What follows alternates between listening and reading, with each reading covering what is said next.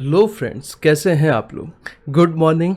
और आज हम स्टार्ट करने वाले हैं क्वेश्चन नंबर 3। इससे पहले मैंने क्वेश्चन नंबर 1 और क्वेश्चन नंबर 2 डाल दिया है। सर कर क्या रहे हो question number 1 2 computation of total income जो आपके मॉड्यूल में दिया हुआ है, जो आपको सबसे टफ चैप्टर लगता है, उसमें 10 क्वेश्चंस मॉड्यूल में दिए हुए हैं। वो 10 के 10 मैं यहाँ पे आपको करवाने वाला हूँ। क्वेश्चन बाय क्वेश्चन हम लोग कर रहे हैं, एक एक क्वेश्चन कर रहे हैं। उसका रीज़न क्या है? उसका रीज़न है कि आपको जब जो क्वेश्चन देखना है वहाँ पे देख सकते हो। मैं एक प्लेलिस्ट बना के लिंक इंस्टाग्राम वगैरह पे डाल दूंगा, हर जगह टेलीग्राम वगैरह पे, तो आप जब चाहो वहाँ से रेफरेंस ले सकते हो। ठीक है सर। लास्ट में अगर आपकी इच्छा रही तो मैं मर्ज करके डाल दूंगा सब वीडियो का एक फाइल बना के, ताकि उससे क्या फ़ायदा होगा, आपको जब देखना है, समझो ना, एक दो बार आपने क्वेश्चंस प्रैक्टिस कर लिए, उसके बाद आपके पास इतना टाइम नहीं बचता है, पर आपको ये क्वेश्चंस करने हैं तो आप उसको 1.5 1.75 की स्पीड में एक बार देख लोगे तो आपके सब क्वेश्चन तरोताज़ा हो जाएंगे। ठीक है। सर ये क्वेश्चन सॉल्व करने हैं, बिल्कुल सॉल्व करने। मैं पढ़ाऊंगा, मेरे को आता है, मैं पढ़ाऊंगा, आप बोलोगे हाँ ये भी सही है, ये भी सही है, पर जब खुद करोगे तब पता चलेगा कहाँ गलती होती है। मैं यहाँ पे पूरा आपको प्रेजेंटेशन कैसे होगा, आपको कैसे सॉल्व करना है, आपको क्या ट्रिक्स एंड टिप्स फटाफट करने के लिए सब चीज़ बताऊंगा, टेंशन मत लो। बट फिर भी आपको जब तक खुद प्रैक्टिस नहीं करोगे तब तक आप वो गलती का एहसास नहीं कर पाओगे, और ऐसे क्वेश्चन में ही गलती होगी। भाई वो छोटे छोटे हाउस प्रॉपर्टी के क्वेश्चन में गलतियाँ थोड़ी होती है, गलती इसमें ही होगी। ठीक है, तो ये अच्छे क्वेश्चंस है, अपने कंसेप्ट बेस्ड नॉलेज को चेक करने के लिए बहुत अच्छे क्वेश्चन है। अगर ये सब क्वेश्चंस आप अच्छे से कर सकते हो, आपके एमसीक्यूज वगैरह गलत होने के चांस बहुत कम हो जाएंगे। तो स्टार्ट करेंगे क्वेश्चन नंबर 3। वीडियो का जो स्पीड होगा, मैं जैसे हमेशा कर रहा हूँ, थोड़ा सा फास्ट होगा, क्योंकि आपका टाइम कम से कम लेना है और आपको कंटेंट फुल देना है। करेक्ट है। तो स्टार्ट करते हैं क्वेश्चन नंबर 3। वीडियो को लाइक वगैरह भाई बोलना क्या पड़ता है, कर दिया कर। उससे क्या होता है, उससे रीच बढ़ता है तो और ज़्यादा लोगों तक पहुंचेगा, तो उससे मेरा भी फ़ायदा होगा। सिंपल सी बात है। Miss Purvi, age 55 years, is a CA in practice. Miss Purvi जो है वो प्रोफेशनल है, 55 साल की एज है, मतलब नॉर्मल एसएससी है, वो सीनियर सिटीज़न वगैरह कुछ नहीं है, सीए है। ठीक है, मतलब प्रोफेशनल है। उसने अपना कैश बेसिस पे अकाउंट्स मेंटेन किया हुआ है, खर्चे लिखे हुए हैं और इनकम लिखी हुई है। उसके बाद उसका अकाउंट ये ईयर एंड की डिटेल्स दी हुई है। तो सबसे पहले ऐसे क्वेश्चन में अपने को क्या करना होता है, सबसे पहले ये चेक करना होता है कि अपने को लास्ट में पूछा गया है। टोटल इनकम पूछा है, पीजीबीपी का इनकम निकालने पूछा है, टैक्स लाइबिलिटी निकालने को पूछा है। तो यहाँ पे देख लेते हैं, compute the total income. Total income का मतलब क्या होता है, 5 हेड का इनकम, उसमें क्लबिंग सेट ऑफ के एडजस्टमेंट और उसमें से डिडक्शन रिड्यूस करेंगे तो आपका टोटल इनकम आएगा। मतलब 5 हेड का एडजस्टमेंट होगा, क्लबिंग का एडजस्टमेंट होगा, सेट ऑफ का एडजस्टमेंट होगा, डिडक्शन के एडजस्टमेंट होंगे और रेसिडेंशियल स्टेटस वगैरह का हो सकता है। एंड टैक्स पेएबल, मतलब देखो इससे पहले वाले क्वेश्चन में टैक्स निकालने नहीं बोला था, पर यहाँ पे टैक्स निकालने बोला है। टैक्स निकालने बोला है तो 2 मेथड आ जाती है, या तो नॉर्मल प्रोविजन के हिसाब से टैक्स निकालना है या 115 बीएसी के हिसाब से टैक्स निकालना है। सर कौन से हिसाब से टैक्स निकालना है वो भी पता होना चाहिए। किसका? पूर्वी का, for AY 21-22। Is it okay? Yes sir. तो सर कुछ लिखा ही नहीं है इसने 115 बीएससी ऑप्ट किया है या नहीं किया है। ऐसे क्वेश्चन आते हैं तो अपना काम बढ़ जाएगा। क्यों बढ़ जाएगा? अपने को सिलेक्ट कराना है कि इसको 115 बीएससी लेना है चाहिए या नहीं लेना चाहिए। हम क्या कर रहे हैं, हम सर सीए कोर्स कर रहे हैं, हमें सीए बनना है। तो ये सीए का ड्यूटी है ना कि क्लाइंट का टैक्स जितना कम हो सके उतना बेटर है। तो आप ये समझो, पूर्वी जो है वो आपकी क्लाइंट है, करेक्ट है। आपको ये बताना है कि पूर्वी का टैक्स सबसे कम कहाँ आएगा। हमको टैक्स पेएबल निकालना है तो हम 115 बीएससी के हिसाब से भी टैक्स निकालेंगे और नॉर्मल प्रोविजन के हिसाब से भी टैक्स निकालेंगे। दोनों में से जो कम टैक्स आएगा वो ऑप्शन हम क्या कर लेंगे, ऑप्ट कर लेंगे। तो देखो जहां जहां पे कुछ लिखा नहीं होता ना, जैसे इससे ऊपर वाले क्वेश्चन में लिखा था कि उसने 115 बीएससी ऑप्ट नहीं किया है, तो अपने लिए शांति है कि एक तरीके से निकालना है। पर अगर लिखा है कि उसने कुछ नहीं किया है तो अपने को दोनों तरीकों से टैक्स निकालना पड़ेगा, नॉर्मल से भी निकालना पड़ेगा, 115 बीएससी से भी निकालना पड़ेगा। Is it clear? Yes sir. आ जाते हैं वापस ऊपर। तो सबसे पहले ये देखना जरूरी है कि क्वेश्चन में पूछा क्या है। अभी देखो, जैसे लास्ट टाइम मैंने बोला, सबसे पहले आपको क्या करना है, इनकम साइड को एनालिसिस करना स्टार्ट करना है। एक्सपेंस को बाद में करना है, इनकम को पहले करना, क्योंकि इनकम में हमेशा आपको इजीली कुछ चीजें निकालने पड़ सकती है। तो देखो यहाँ पे सबसे पहले उसने फीस कुछ अर्न किया है, ऑडिट का फीस है, टैक्सेशन का फीस है, कंसल्टेंसी का फीस है। ये तो इसका नॉर्मल प्रोफेशनल इनकम है जो पीजीबीपी है। मैं सबसे पहले पीजीबीपी निकालने जा रहा हूं क्योंकि ये जो फॉर्मेट दिया है पीएनएल, इनकम एंड एक्सपेंस जो भी बोलो, ये पीजीबीपी के लिए ही दिया है और मेन एडजस्टमेंट जो होने वाले हैं वो पीजीबीपी के ही होने वाले हैं। तो सबसे पहले मैं पीजीबीपी निकाल लेता हूं और उसके बाद में फॉर्मेटिंग के साथ जैसे वो लास्ट टाइम मैंने बताया था वैसे पूरा प्रेजेंट करके आंसर देखेंगे, पर पहले पूरा समझ लेते हैं कि क्वेश्चन में पूछा क्या है। करेक्ट है। तो पीजीबीपी मैं निकालने जा रहा हूं, तो उसमें अगर कोई और इनकम है, कोई और हेड की इनकम है, तो वो हम क्या कर देंगे, रिड्यूस कर देंगे। रिड्यूस करने का लॉजिक क्या है, देखो सबसे पहले अपने को क्या लेना होता है, यहाँ पे जो नीचे नेट प्रॉफिट दिया है, समझो एक्स अमाउंट दिया है, जो भी दिया है, सबसे पहले अपने को जो नेट प्रॉफिट दिया है वो ले लेना है। उसमें ये जो इनकम है जो अदर देन पीजीबीपी है वो रिड्यूस कर देना है। वो क्या कर देना है, रिड्यूस कर देना है। सर रिड्यूस करने का लॉजिक क्या है, हम क्या निकाल रहे हैं, प्रोफेशनल बिजनेस का प्रॉफिट निकाल रहे हैं। ये जो इनकम है जैसे डिविडेंड हुआ, यूटीआई का इनकम हुआ, ये प्रोफेशनल बिजनेस का थोड़ी है, ये तो उसका कोई अदर सोर्स का इनकम है, वो अदर सोर्स के हेड में जाएगा। पर यहां पे ये इनकम क्रेडिट साइड में है जिसकी वजह से प्रॉफिट क्या है, ज्यादा है। तो हमको क्या करना है, प्रॉफिट को कम करना है। प्रॉफिट को कम करना है तो हम क्या कर देंगे, रिड्यूस कर देंगे। ये ज्यादा कम मैंने क्लास के लॉजिक में बहुत अच्छे से बताया था, ठीक है। तो यहां पे मैं सबसे पहले क्या करूंगा, रिड्यूस करूंगा डिविडेंड को, ठीक है। ये डिविडेंड क्या हो जाएगा, रिड्यूस हो जाएगा। Dividend receive on 30th of April 2020 on shares of x limited and Indian company. ये जो ग्रॉस लिखा है ना, इसको आप स्टार मार्क कर दो, ये छोटी छोटी चीजें मरवाएगी। ग्रॉस को स्टार मार्क करो, इसके बाद में इसका इफेक्ट बताऊंगा। सेकंड, इनकम फ्रॉम यूटीआई, जो भी ग्रॉस है स्टार मार्क करो। Receive on 25th of April 2020। तो सबसे पहले लेस करना है 10,524, फिर आपको लेस करना है 7,600, फिर क्या लिखा है, honorarium receive from various institution of valuation of answer paper. उसने कुछ क्या किया है, ऑनोरेरियम मिला है, किस चीज़ के लिए मिला है, उसने कोई आंसर पेपर चेक किए हैं उसके रिलेटेड, जैसे सीए एग्जाम के उसने पेपर चेक किए हैं उसके रिलेटेड उसको कुछ क्या मिला, कमीशन टाइप का ऑनोरेरियम मिला है। उसका मतलब क्या है, उसको 15,800 रुपीज़ ये IFOS का इनकम है, ये भी क्या हो जाएगा, रिड्यूस हो जाएगा। और रेंट जो है वो इनकम फ्रॉम हाउस प्रॉपर्टी का इनकम है 85,600, वो भी क्या हो जाएगा, लेस हो जाएगा। तो चार चीज़ें अपने को क्या कर देनी है, रिड्यूस कर देनी है। 85,600, 15,800, 7,600 और 10,524। तो यहां से क्या पता चलता है, देखो एक तो अपने को इनकम फ्रॉम हाउस प्रॉपर्टी का कंप्यूटेशन आएगा रेंट से, इनकम फ्रॉम अदर सोर्सेस के कंप्यूटेशंस आएंगे, और अपने को कौन सा कंप्यूटेशन आएगा, अपने को कंप्यूटेशन आएगा पीजीबीपी का तो है ही, ठीक है सर। अभी एक्सपेंस साइड में आते हैं। उसने स्टाफ को सैलरी दी है 15,50,000 रुपये, 15,50,000। आर्टिकल्स को स्टाइपेंड दी है 1,37,000। देख रहे हो भाई, आर्टिकल को 1,30,000 दी है, स्टाफ को 15 लाख रुपए पैसा दिया है। और मैं पक्का दावे के साथ बोल सकता हूँ कि आर्टिकल यहाँ पे ज़्यादा रहेंगे स्टाफ से। फिर इंसेंटिव दिया है आर्टिकल को 13,000 रुपये। सर इंसेंटिव कौन सी फर्म देती है पता नहीं यार, ये देती है, बहुत अच्छी बात है। ऑफिस रेंट पे किया है ऑफिस के रिलेटेड 12,24,000। प्रिंटिंग एंड स्टेशनरी का 12 लाख खर्चा है, ठीक है। मीटिंग, सेमिनार एंड कॉन्फ्रेंस का खर्चा 30,000 रुपये है, 31,600 है। परचेस ऑफ कार खरीदा है तो पीएनएल के डेबिट में क्यों डाला है, ये तो एक्चुअल कॉस्ट में ऐड हो जाएगा ना पीजीबीपी में, और आप इसको डेप्रिसिएशन लोगे तो ये क्या कर देना पड़ेगा, ऐड बैक कर देना पड़ेगा। आई एम सॉरी, देखो पीएनएल ये है, ये नेट प्रॉफिट है।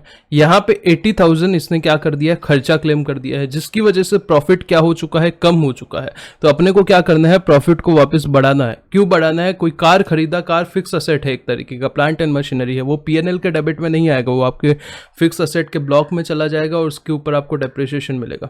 रिपेयर एंड मेंटेनेंस नॉर्मल है भाई, खर्चा डिडक्शन मिलेगा। ट्रैवलिंग एक्सपेंस भी मिलेगा। हाउस प्रॉपर्टी के रिलेटेड म्यूनिसिपल टैक्स पे किया है 3,000 रुपये, तो ये आपको इनकम फ्रॉम हाउस प्रॉपर्टी में इसका ऑलरेडी डिडक्शन लेने वाले हो तो पीजीबीपी में नहीं मिलेगा, तो ये क्या कर देना है, आपको एड बैक कर देना है। तो एक 3,000 तो एड बैक करना ही है और उसके ऊपर 80,000 एड बैक कर देना है। नेट प्रॉफिट कितना है, 9,28,224। उसमें से सबसे पहले 4 इनकम रिड्यूस कर देनी है, जो ऊपर हम लोग ने डिविडेंड, यूटीआई, रेंट और वो कमीशन उसको मिल रहा था वो, और यहाँ से ऐड कर देनी है क्या चीज़ें, 80,000 का प्लांट एंड मशीनरी जो कार खरीदा है, और दूसरा क्या ऐड करना है, वो म्यूनिसिपल टैक्स का amount. Allowable rate of depreciation on motor car is 15%। ऊपर कहीं डेप्रिसिएशन था क्या, नहीं था। कार का वैल्यू कितना है 80,000 है, 80,000 का 15% कितना होता है 10%, 8,000 होगा, 5% 4,000, 12,000 रुपये, 12,000 रुपीज़ आपका क्या हो जाएगा, डेप्रिसिएशन का रेट हो जाएगा। करेक्ट है, डेप्रिसिएशन का अमाउंट हो जाएगा, रेट 15% है। तो ये डेप्रिसिएशन एक्चुअली ऊपर आना चाहिए पीएनएल में, मतलब यहाँ पे ये नेट प्रॉफिट है, यहाँ पे डेप्रिसिएशन आना चाहिए था, पर आपने नहीं लिया। इसकी वजह से क्या है, प्रॉफिट ज़्यादा है तो अपने को क्या करना है, कम करना है, तो रिड्यूस कर देंगे 12,000 रुपये डेप्रिसिएशन का। फिर बात करें value of benefit receive from client during the course of profession is 10,500। जो ऑडिट पे अपन खाना वाना खाते हैं उसका बिल रीएम्बर्स होता है ना, वो वाली बात हो रही है। तो 10,500 रुपये का आपको बेनिफिट मिला है, मतलब एक तरीके का आपका प्रोफेशनल इनकम है जो आपने ऐड नहीं किया था ऊपर, तो अभी क्या कर दो, ऐड कर दो, कोई दिक्कत की बात नहीं है। तो ये लेस हो जाएगा डेप्रिसिएशन 12,000 और ये 10,500 क्या हो जाएगा, ऐड हो जाएगा। फिर बात करें आर्टिकल को, सर इंसेंटिव क्यों दिया था, रीज़न यहाँ पे लिखा है क्योंकि उन्होंने 2 आर्टिकल को इंसेंटिव दिया है। किस लिए दिया है, क्योंकि उन्होंने आईपीसीसी के एग्जाम फर्स्ट अटेम्प्ट में पास कर ली थी, इसके लिए आपको आर्टिकल असिस्टेंट को इंसेंटिव मिला है। तो ठीक है भाई, उसमें गलत क्या है, दे सकते हैं, स्टाफ है। फिर रिपेयर एंड मेंटेनेंस जो कार का है उसमें 2,000 रुपये का पेमेंट किया है फ्रॉम 1/10/20 टू 30 सितंबर 21, कुछ फर्क नहीं पड़ता, ठीक है। फिर salary include 30,000 to a computer specialist in cash. तो ये जो 30,000 का सैलरी है वो कैश में दिया है, तो सेक्शन 48(2) यहाँ पे आ जाएगा, जो क्या बोलता है 48(3) आ जाएगा, सॉरी, जो क्या बोलता है अगर आपने 10,000 रुपये से ज़्यादा कोई भी पेमेंट कैश में किया है तो वो क्या हो जाएगा, डिसअलाउड हो जाएगा, ऐड हो जाएगा। मतलब 30,000 आपको क्या कर देना है, ऐड कर देना है। The travelling expense include expenditure incurred on foreign tour 32,000 which was with in the RBI norms. ठीक है ना भाई, ज़रूरी ऐसा कहाँ ना बोला कि आप फॉरेन में ट्रैवल नहीं कर सकते, बिल्कुल फॉरेन में ट्रैवल कर सकते हो, और ये तो वैसे भी आरबीआई के नॉर्म में है, तो मतलब कुछ नहीं करना है। फिर मेडिकल इंश्योरेंस प्रीमियम पे किया है सबसे पहले डिपेंडेंट ब्रदर के ऊपर। भाई ब्रदर के ऊपर अगर आपने मेडिकल इंश्योरेंस प्रीमियम पे किया है तो डिडक्शन मिलेगा, नहीं मिलेगा। सन के ऊपर किया है, मेजर सन के ऊपर मिलेगा, 100% मिलेगा। पर यहाँ पे अगर आप देखोगे तो कैश में पे किया है, उसका यही कंडीशन था कि आपको कैश में पेमेंट नहीं करना। अगर कैश में करोगे तो अलाउड नहीं होगा, तो 80D में ये खर्चा अलाउड नहीं होगा क्योंकि कैश में पेमेंट किया है। और उससे 10,000 रुपये एनएससी में डाला है तो ये 80C में आपको क्या मिल जाएगा, डिडक्शन मिल जाएगा। नेक्स्ट लिखा है उसने 70,000 का एडवांस टैक्स पेमेंट किया है, तो एडवांस टैक्स का डिडक्शन तो अपने को मिलता ही है, कोई दिक्कत की बात नहीं है। तो डिडक्शन मतलब जो टैक्स आएगा फाइनल उसमें से रिड्यूस हो जाएगा। एडवांस टैक्स, टीडीएस, टीसीएस, ये सब चीज़ें, कुछ फॉरेन क्रेडिट है, रिलीफ मिल रहा है, वो अपने सिलेबस में वैसे भी इंटर के नहीं है, तो ये सब चीज़ें क्या होती है, टैक्स में से रिड्यूस हो जाती है। इतना क्लियर है?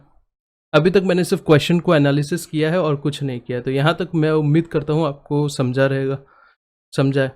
ये जो क्वेश्चन है वो one of the biggest question है आपके ये कंपटीशन वाले क्वेश्चंस में से, तो थोड़ा सा टाइम लगेगा, तो ऐसे कोई दिक्कत की बात नहीं है। अभी मैं सबसे पहले आपको फटाफट सॉल्यूशन बता देता हूँ और उसके बाद उसको प्रॉपर प्रेजेंट कैसे करने का आईसीआई के हिसाब से उसके ऊपर आ जाएंगे, ठीक है। तो competition of total income, income from house property सबसे पहले ले लिया। तो इनकम फ्रॉम हाउस प्रॉपर्टी में रेंट जो था ये पीएनएल के क्रेडिट साइड में दिया हुआ था, इनकम साइड में 85,600 ये ले लिया। उसमें से म्यूनिसिपल टैक्स 3,000 कहाँ पे लिखा हुआ था, आपके डेबिट में लिखा हुआ था, जैसे मैंने आपको बताया, चाहिए मैं बता देता हूँ साथ साथ में। ये देखो, ये म्यूनिसिपल टैक्स 3,000, ये राउंड किया है वो, और आपका रेंट 85,600। तो नेट एनएवी कितना आ गया, एनएवी आपका आ गया है 82,600। उसमें से स्टैंडर्ड डिडक्शन 30% आपका क्या हो जाएगा, रिड्यूस हो जाएगा, तो आपका 57,820 क्या आ जाएगा, इनकम फ्रॉम हाउस प्रॉपर्टी आ जाएगा। यहाँ पे आपको एक नोट लिख देना है इस बारे में कि म्यूनिसिपल टैक्स लेस होगा, और जो भी हाउस प्रॉपर्टी के रिलेटेड आप स्टैंडर्ड डिडक्शन मिलता है 30% सेक्शन 24 के हिसाब से, वही तो आपका इनकम फ्रॉम हाउस प्रॉपर्टी कितना आ जाएगा, 57,820 आ जाएगा। Is it okay? फिर पीजीबीपी की बात करें तो पीजीबीपी में सबसे पहले नेट प्रॉफिट दिया हुआ था, उसमें से 4 इनकम हम लोग ने सबसे पहले रिड्यूस कर दिया था। एक तो डिविडेंड वाला 10,000, यहाँ पे नोट लिख देना, नोट 2 7,603, ये आपका कमीशन वाला 4 और रेंट वाला 5 लिखो, या 2 नोट लिख दो जिसमें डिविडेंड यूटीआई कंबाइन कर लो, जो आपकी इच्छा हो उस हिसाब से आप ये नोट लिख सकते हो। डेप्रिसिएशन 12,000 रुपये जो था 80,000 पे कितना 15% रेट था, वो यहाँ पे क्या हो जाएगा, सेक्शन 32 के हिसाब से रिड्यूस हो जाएगा। Is it okay? तो इतनी चीजें लेस करनी थी। उसके बाद ऊपर आ जाएंगे, अगर कार है तो सेक्शन 37 के हिसाब से कोई भी आपने कैपिटल एक्सपेंस किया तो पीएनएल के डेबिट में नहीं आता, तो ये ऐड बैक हो जाएगा, डिसअलाउड हो जाएगा। म्यूनिसिपल टैक्स हाउस प्रॉपर्टी में मिलेगा तो यहाँ ऐड हो जाएगा। ये 10,500 क्या है सर? ये 10,500 ये वाला जो क्लाइंट से उसको पैसा मिला था, तो ये भी एक तरीके का प्रोफेशनल फीस है, तो ये यहाँ पे ऐड हो जाएगा। और लास्ट में जो कैश सैलरी का पेमेंट किया था वो डिसअलाउड हो जाएगा, अलाउड हो जाएगा मतलब यहाँ पे ऐड हो जाएगा। और कैश सैलरी का पेमेंट जो 40A3 के हिसाब से, सेक्शन 40A3 के हिसाब से अगर आपने कैश पेमेंट किया है या फिर other than prescribe mode payment किया, अकाउंट पे चेक, अकाउंट पे डिमांड ड्राफ्ट, ECS, या जो नए आए हैं वो BC यूरिन था ना, भीम UPI कार्ड, कोई भी credit card, debit card, UPI का पेमेंट, आर यानी क्या था, RTGS, NEFT, ये जो भी आई यानी IMPS, ये सब मोड से अगर आपने पेमेंट किया तो अलाउड होता है, नहीं तो नहीं अलाउड होता है, सिंपल है। तो ये आपका नेट PGBP का इनकम आ जाएगा 9,20,200। उसमें आप income from other sources add कर दो। सबसे पहले डिविडेंड का इनकम, UTI का इनकम और वो ऑनरेरियम का इनकम जो कि आपका commission base answer paper checking का इनकम था। तो ये तीनों मिला के 33,924 आ जाएगा। तो टोटल GTI जो है वो 10,11,944 आ जाएगा। राउंड ऑफ करेंगे तो 10,11,940, सिंपल है। Yes sir. डिडक्शंस उसमें से लेस होंगे। 80D0 क्यों? बिकॉज एक कैश में पेमेंट किया था, कैश अलाउड नहीं होता, और 80C में NSC में 10,000 रुपये का पैसा डाला था तो वो यहाँ पे अलाउड हो जाएगा। तो टोटल 10,01,940 आपका क्या आ जाएगा? टोटल इनकम आ जाएगा।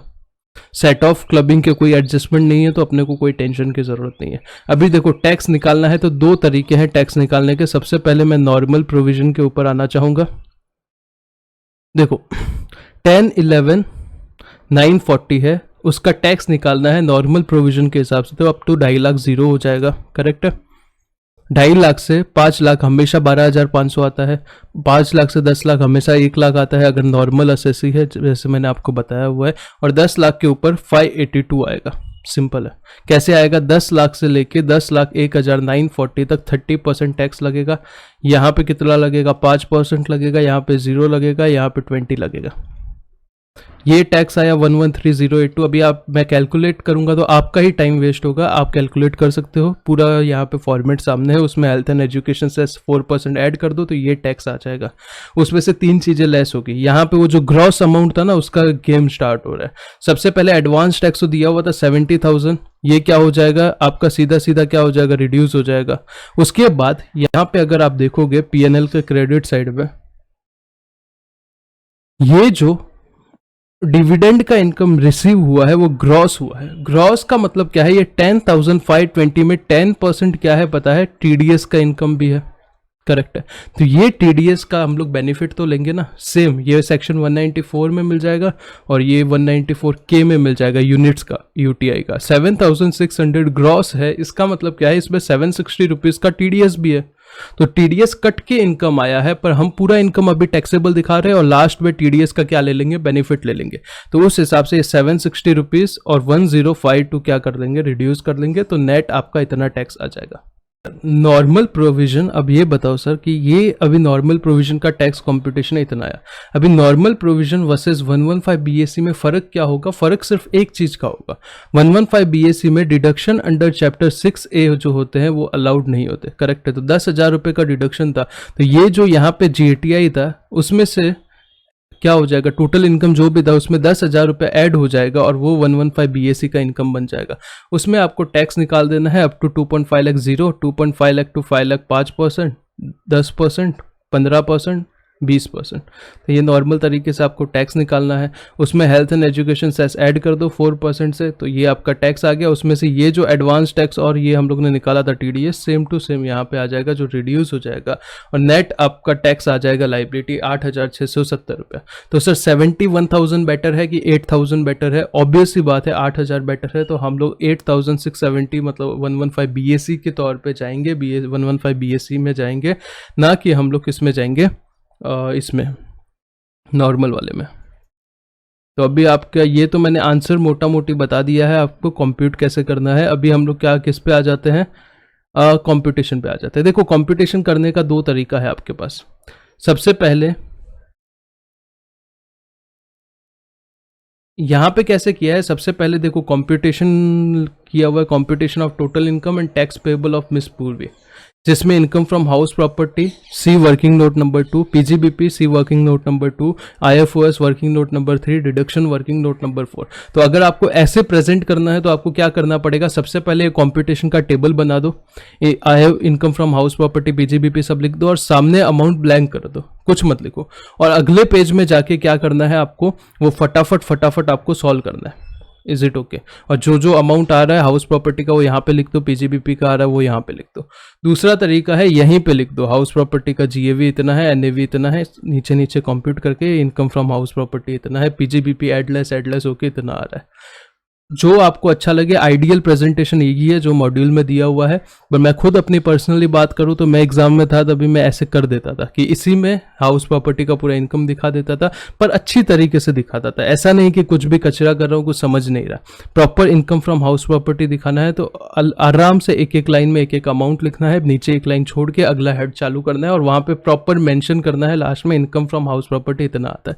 उससे क्या होता है, एक बहुत बड़ा टाइम से होता है कि पेज आगे पीछे करते करते अपन फ्रस्ट्रेट हो जाते हैं। एक तो एग्जाम का ऑलरेडी टेंशन रहता है, ऊपर से हम वो आगे पीछे पेज करते तो उसमें गलती होने के पूरे चांस होते हैं। करेक्ट है। दूसरा, अभी बहुत अच्छा लगता है कि हम आइडियल प्रेजेंट करेंगे, पर जब हम एग्जाम देते हैं वो टाइम पे वो 3 घंटे में ये सब करने के चक्कर में अगर पीछे कुछ छूट गया 10 मार्क्स का तो बहुत बड़ा घाटा हो जाएगा। करेक्ट है।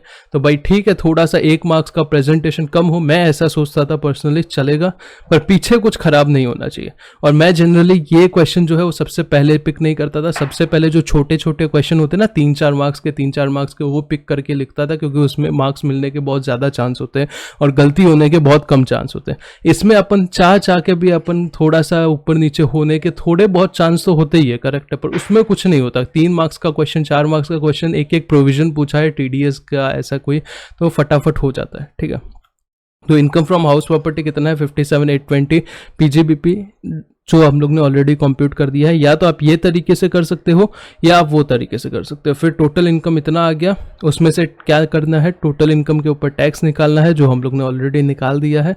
आपका TDS advance tax, net total कितना आएगा टैक्स 45,790।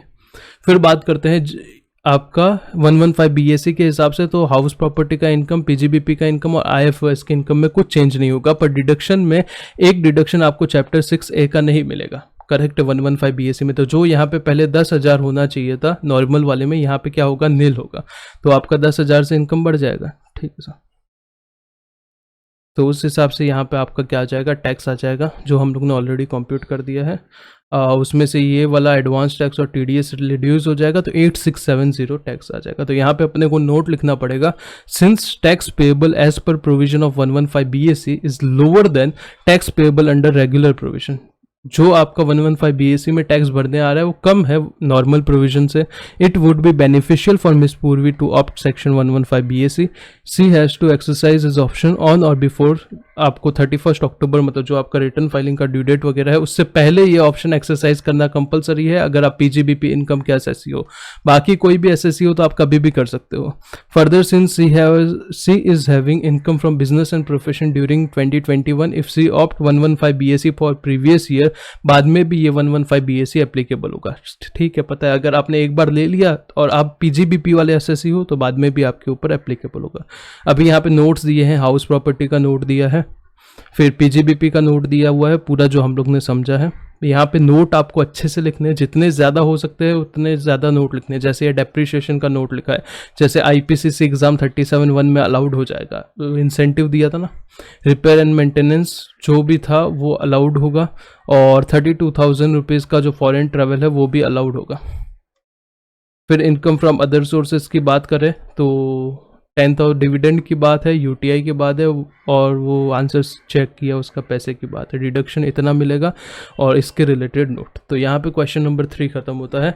मैंने थोड़ा फास्ट किया है, स्पीड में करा रहा हूँ, जानबूझ के, इंटेंशनल है, ताकि आपका कम से कम टाइम वेस्ट हो और ज़्यादा से ज़्यादा कंटेंट मिले। वीडियो अच्छा लगा है तो भाई लाइक कर दीजिए। अपने फ्रेंड्स को नहीं पता है कि कॉम्पिटिशन का कोई क्वेश्चन करा रहा है तो भाई शेयर कर दीजिए। It will help everyone. Next video में क्वेश्चन नंबर 4 करेंगे। क्वेश्चन नंबर 3 कंपेरेटिव बड़ा था थोड़ा, तो थोड़ा ज़्यादा शायद टाइम लगा रहेगा, बट ठीक है, कोई बड़ी बात नहीं, इतना तो लगना चाहिए, नहीं तो हर चीज़ कवर ही नहीं होगी। फिर क्वेश्चन नंबर 4 पे आते हैं, ठीक है।